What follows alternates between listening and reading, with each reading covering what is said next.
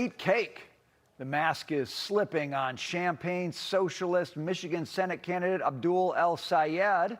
Turns out his working class message may not exactly match his lifestyle.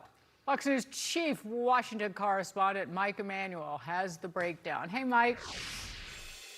Dagan, Brian, Michigan Senate candidate Abdul El-Sayed's under fire, claiming to fight for the working class while enjoying a high-income lifestyle. Abdul El-Sayed and his wife Sarah Jukaku reported total income in 2025 of $668,069, more than 9 times the median household income in Michigan of $72,875, and yet pushing policies that would arguably damage those with similar success. And his wife, a psychiatrist, doesn't take insurance. Quote, Jukaku is out of network for all insurance companies, while her husband, a candidate, is pushing Medicare for all. Writing on X, money out of politics, money in your pocket, Medicare for all.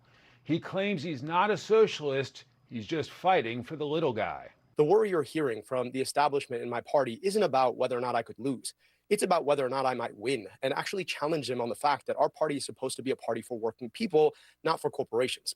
Senator Bernie Sanders has faced similar criticism, millionaire status and private jet travel, fueling Champaign socialist attacks. The candidates we are supporting are candidates who are representing working people, and I think it's long time overdue for the Democratic Party to stop worrying about their wealthy campaign funders and start worrying about the needs of working people. El-Sayed's Democrat opponent in Michigan, Haley Stevens, is ripping El-Sayed for not being transparent, noting he only released a single form and not full tax returns or personal financial disclosure.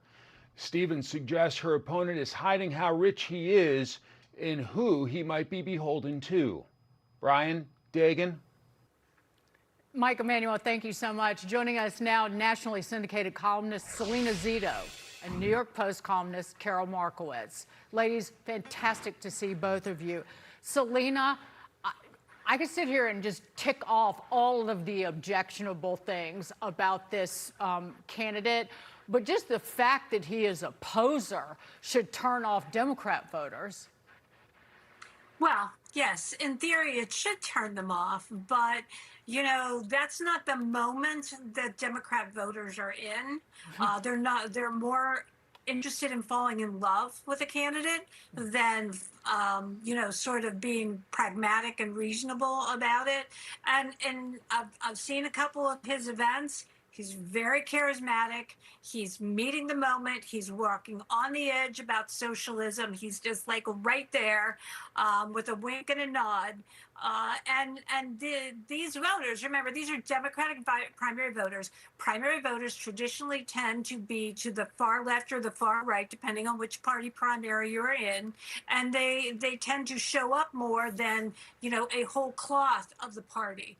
And that's the challenge for the Democrats in Michigan. Democrats in the establishment in Michigan does not want this.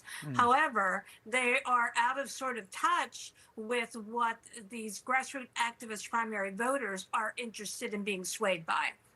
Well, Karol, one thing that keeps standing out to me is, you know, Bernie Sanders says a guy like El-Sayed, he's there to represent the working class. But if you look at the polling, it's not really the working class who like guys like El-Sayed. It's the rich, liberal, college-educated elites, if you will, who like these guys. So do they really think the working class likes them, or are they just kidding themselves and trying to kid us too?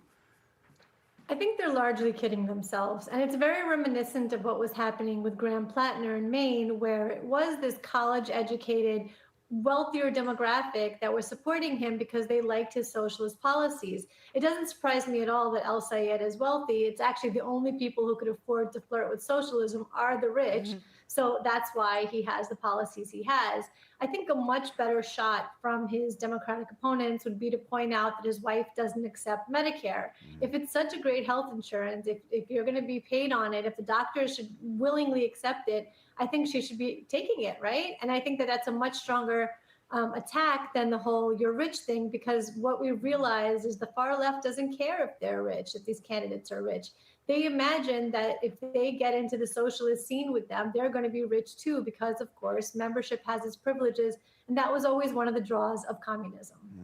Well, it doesn't pay enough Medicare to these highfalutin doctors. Maybe she, doesn't want to treat older people. I jest, but Brian was talking about the awfuls, the angry, affluent, white, female, urban liberals. Yeah. That's his voter base. Speaking of angry, white, female, liberal, Katie Porter, the tater tosser. She's back, but she's announcing her greatest political achievement of her career. She's a-leaving. Hi, it's Katie Porter with a non-political post. I'm done for now with politics and campaigning. I'm rebranding this account as Katie Porter Turns the Page. It's partly a reference to a new chapter in my life, to the change, but also to something I do a lot, which is turn the page when I'm reading. Boy, she seems cheery and tan and not herself, Carol. Well, as soon as I saw that news that she was going to become a book talker, I was like, this isn't really the personality for her. They tend to be very mellow. They're drinking tea. They're in a warm sweater. They're recommending their favorite books. That doesn't read to me Katie Porter at all, the one who threw mashed potatoes at her husband and berates her staff. So she's going to need a rebrand, and it's probably going to take a little bit more than just a rebrand for her. She's going to need a personality change if she's really heading in this direction. Salena, it strikes me that the issue here is authenticity. You made the point in your first comment about the left is falling in love with candidates, and it seems like it's the idea of the candidate. They didn't fall in love with Graham Plattner. They fell in love with their conception of who Graham Plattner can be.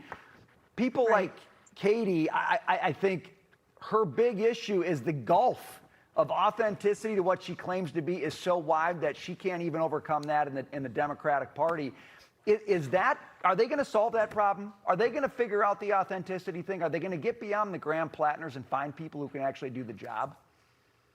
The case with Graham Plattner, I live in the middle of Pennsylvania. Much of my beat is around the working class. And I just find it so insulting to the working class that they think that is who Graham Plattner is, right?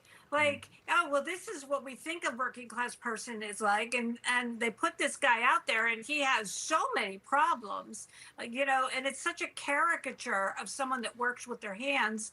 I just think they don't understand how much they insult voters. And I think you saw, and this is the case with Porter, but also with Plattner, if you got down into the weeds on where their support was coming from, both of them came with highly educated female and college-educated male and female supported those candidacies. And they didn't, it was not the working class that supported either one of them. And that they don't look at the polling and understand that is just stunning to me. Salena Zito, Karol Markowicz, thank you both for being here. Thanks, Thank guys. you.